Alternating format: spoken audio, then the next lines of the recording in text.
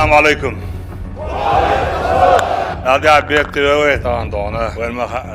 মার্কিন president Donald Trump যখন বুঝতে পারছেন যে শুধু বিমান অভিযান দিয়ে ইরানের পতন সম্ভব নয় এবং তিনি একটি সম্ভাব্য স্থল অভিযানের প্রস্তুতি নিচ্ছেন, ঠিক সেই মুহূর্তেই মধ্যপ্রাচ্যের ময়দানে বেজে উঠল এক নতুন এবং ভয়ঙ্কর যুদ্ধের দামামা। ইরানের পাশে দাঁড়িয়ে সরাসরি জিহাদ বা ধর্মযুদ্ধের ডাক দিয়েছেন চেচেন নেতা রমজান কাদিরভ। ইরান আমেরিকা সংঘাত এখন আর শুধু দুই দেশের মধ্যেই সীমাবদ্ধ নেই। ইসরায়েল এবং আমেরিকার যৌথ বিমান অভিযানের ফলে ইরানের একাধিক শহর যখন ক্ষতিগ্রস্ত, তখন তেহরানের পাশে একে একে এসে দাঁড়াচ্ছে প্রতিরোধ অক্ষের প্রতিটি শক্তিশালী গোষ্ঠী। উত্তর লেবাননের হিজবুল্লাহ তেল আবিবের জন্য নিত্যদিন চ্যালেঞ্জ হয়ে দাঁড়িয়েছে। সিরিয়া ফ্রন্ট থেকে শুরু হয়েছে রকেট নিক্ষেপ, আর দক্ষিণে ইয়েমেনের হুতি বিদ্রোহীরা আগেই রণক্ষেত্রে নামার চূড়ান্ত প্রস্তুতি ঘোষণা করেছে। কিন্তু পেন্টাগনের রাতের ঘুম সবচেয়ে বেশি হারাম করেছে চেচনিয়া থেকে আসা একটি ঘোষণা। ইরানি গণমাধ্যমগুলো নিশ্চিত করেছে যে যদি আমেরিকা ইরানে স্থল অভিযান শুরু করে, তবে রমজান কাদিরভের অনুগত দুর্ধর্ষ চেচেন সামরিক ইউনিটগুলো বা কাদিরোবৎসী বাহিনী সরাসরি ইরানে মোতায়েন হতে প্রস্তুত। তারা এ যুদ্ধকে আখ্যায়িত করেছে ভালো ও মন্দের লড়াই হিসেবে। তবে আমেরিকার ভয়ের আসল কারণ কাদিরভ একা নন। কাদিরভের এ চেচেন বাহিনী মূলত রাশিয়ান প্রতিরক্ষা বাহিনীরই একটি অংশ, অর্থাৎ চেচেনদের এ হুঙ্কারের পেছনে সরাসরি রয়েছে ভ্লাদিমির পুতিনের প্রচ্ছন্ন ছায়া। আমেরিকা যদি স্থলপথে ইরানে ঠোকে, তবে কি তারা রাশিয়ার সরাসরি সামরিক হস্তক্ষেপের মুখোমুখি হতে যাচ্ছে? কিন্তু প্রশ্ন হল, কয়েক সপ্তাহের টানা বিমান অভিযানের পরও যখন কোনো চূড়ান্ত ফলাফল আসছে না, তখন প্রেসিডেন্ট ট্রাম্প কি সত্যি ইরানে স্থলসেনা পাঠানোর মতো আত্মঘাতী সিদ্ধান্ত নিতে যাচ্ছেন?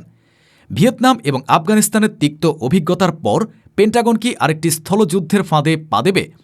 চেচেন নেতা রমজান কাদিরভ কেন আমেরিকার এ অভিযানকে একটি ধর্মীয় যুদ্ধ বা জিহাদ হিসেবে আখ্যায়িত করলেন? এই ঘোষণার মাধ্যমে তিনি কি পুরো বিশ্বের মুসলিম যোদ্ধাদের ইরানের পক্ষে একজোট হওয়ার মনস্তাত্ত্বিক ডাক দিলেন?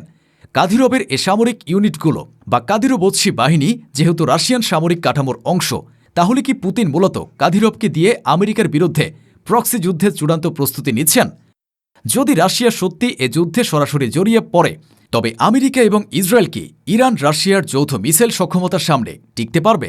বিশেষ করে রাশিয়ার অপ্রতিরোধ্য ওরেসনিক হাইপারসনিক মিসাইল ঠেকানোর মতো প্রযুক্তি বা সাহস কি পেন্টাগন বা ন্যাটোর হাতে আছে?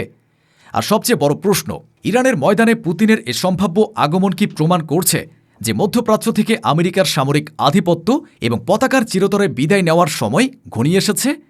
এই সব প্রশ্নের উত্তর জানতে এবং চেচেন ফোর্সের এই ঘোষণার পেছনের আসল ভূরাজনৈতিক ব্যবচ্ছেদ দেখতে ভিডিওটিতে একটি লাইক দিয়ে শেষ পর্যন্ত আমাদের সাথেই থাকুন। যে কোনো দীর্ঘস্থায়ী যুদ্ধের একটি পর্যায়ে আসে যখন আকাশ পথের উপর আর নির্ভর করা যায় না। গত কয়েক সপ্তাহের যৌথ মার্কিন ইসরায়েলি বিমান অভিযানের পর পেন্টাগন হয়তো আশা করেছিল যে ইরানের প্রতিরোধ ভেঙে পড়বে, কিন্তু বাস্তব চিত্র ভিন্ন। বিমান অভিযান দিয়ে হয়তো কিছু নির্দিষ্ট অবকাঠামো অচল করা যায়, কিন্তু একটি দেশের সামরিক মেরুদণ্ড বা সরকার পতন ঘটানো যায় না। এ কারণে প্রেসিডেন্ট ডোনাল্ড ট্রাম্পের প্রশাসন এখন একটি সম্ভাব্য স্থল অভিযানের কথা বিবেচনা করছে বলে জোর গুঞ্জন উঠেছে। কিন্তু স্থল অভিযান শুরু করার অর্থ হল আমেরিকার জন্য একটি অন্তহীন ফাঁদে পা দেওয়া। আর এই গুঞ্জনের মাঝে এসেছে চেচেন নেতা রমজান কাদিরভের সে বিস্ফোরক ঘোষণা। ইরানি গণমাধ্যমগুলো স্পষ্ট জানিয়েছে যে কাদিরভের অনুগত সামরিক ইউনিটগুলো ইরানে মোতায়েন হওয়ার জন্য প্রস্তুত।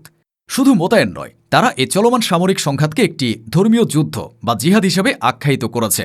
এটি আমেরিকার জন্য এক বিশাল মনস্তাত্ত্বিক ধাক্কা। কারণ যখন একটি যুদ্ধকে জিহাদ হিসেবে ঘোষণা করা হয়, তখন সেটি আর শুধু দুটি রাষ্ট্রের ভূরাজনৈতিক সংঘাতে সীমাবদ্ধ থাকে না। কাদিরভের এ ডাক মূলত সমগ্র মুসলিম বিশ্বের প্রতিরোধ যোদ্ধাদের প্রতি এক মনস্তাত্ত্বিক আহ্বান, যা আমেরিকার বিরুদ্ধে একটি সম্মিলিত বৈশ্বিক জনমত এবং সামরিক প্রতিরোধ তৈরি করতে পারে। আমেরিকা এবং ইসরায়েল হয়তো ইরানের বেশ কয়েকটি শহরে আঘাত এনেছে, কিন্তু এর বিপরীতে তাদের নিজেদের অবস্থাও খুব একটা স্বস্তিদায়ক নয়। ইরান একা যুদ্ধ করছে না, বরং তাদের পাশে দাঁড়িয়েছে পুরো প্রতিরোধ অক্ষ।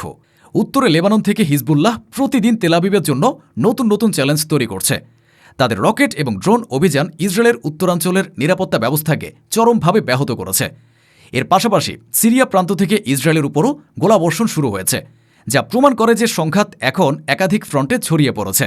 আর দক্ষিণে ইয়েমেনের হুতি বিদ্রোহীরা তো আগেই রণক্ষেত্রে নামার এবং লোহিত সাগরে পশ্চিমা স্বার্থে আঘাত হানার চূড়ান্ত ঘোষণা দিয়ে রেখেছে। এ চতুর্মুখী আক্রমণের ফলে ইসরায়েলের সামরিক রিসোর্স এবং আমেরিকা লজিস্টিক সাপোর্ট এখন বিভিন্ন ফ্রন্টে বিভক্ত হয়ে পড়েছে।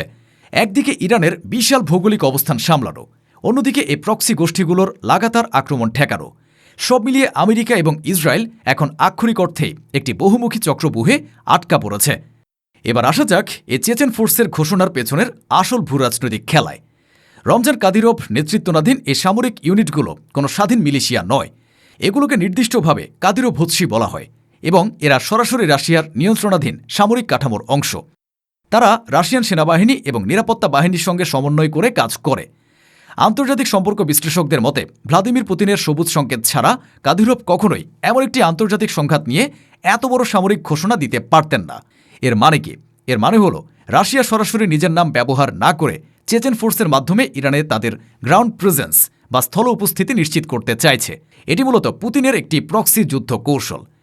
পেন্টাগন খুব ভালো করে বোঝে যে ইরানে চেচেন ফোর্সের উপস্থিতি মানেই সেখানে রাশিয়ার পরোক্ষ হস্তক্ষেপ। আমেরিকা যদি সত্যি স্থলপথে ইরানে ঢোকে তবে তাদের মুখোমুখি হতে হবে এই দুর্ধর্ষ চেচেন যোদ্ধাদের, যাদের পেছনে রয়েছে রাশিয়ার অফুরন্ত অস্ত্র এবং লজিস্টিক সাপোর্ট। এটি আমেরিকার জন্য সবচেয়ে বড় রেড ফ্ল্যাগ বা বিপদ সংকেত। যদি এই সংঘাত আরও তীব্র হয় এবং রাশিয়া সরাসরি ইরানের পক্ষে এই যুদ্ধে জড়িয়ে পড়ে তবে পরিস্থিতি আমেরিকার নিয়ন্ত্রণের সম্পূর্ণ বাইরে চলে যাবে। রাশিয়া এবং ইরানের যৌথ মিসাইল সক্ষমতা এখন পশ্চিমা বিশ্বের জন্য একটি দুঃস্বপ্ন। বিশেষ করে রাশিয়ার হাতে রয়েছে ওরেনসিক হাইপারসনিক মিসাইল, যার গতি এবং ধ্বংস ক্ষমতা সম্পর্কে ন্যাটো এবং পেন্টাগনের জেনারেলরা খুব ভালো করেই অবগত। এই মিসাইলের প্রধান বৈশিষ্ট্য হল এটি বর্তমানে প্রচলিত যে কোনো আকাশ প্রতিরক্ষা ব্যবস্থাকেও ফাঁকি দিতে সক্ষম। আমেরিকা $1 ট্রিলিয়ন পেট্রিয়ট বা থার্ড সিস্টেমের পক্ষে এই ওরেসনিক মিসাইল মাঝপথে প্রতিহত করা প্রায় অসম্ভব।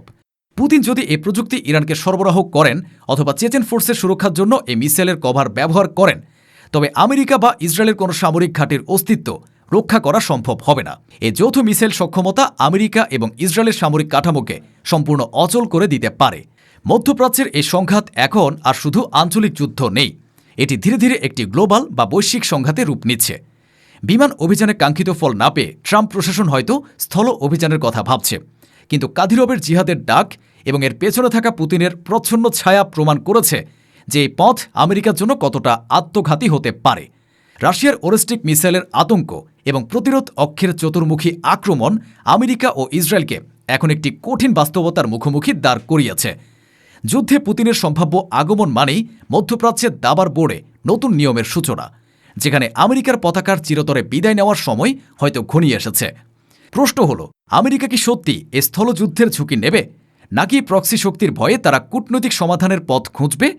আর ইরান ও রাশিয়ার এ সম্ভাব্য জোটকে মধ্যপ্রাচ্যের নতুন কোনো শক্তির বলয় তৈরি করতে যাচ্ছে?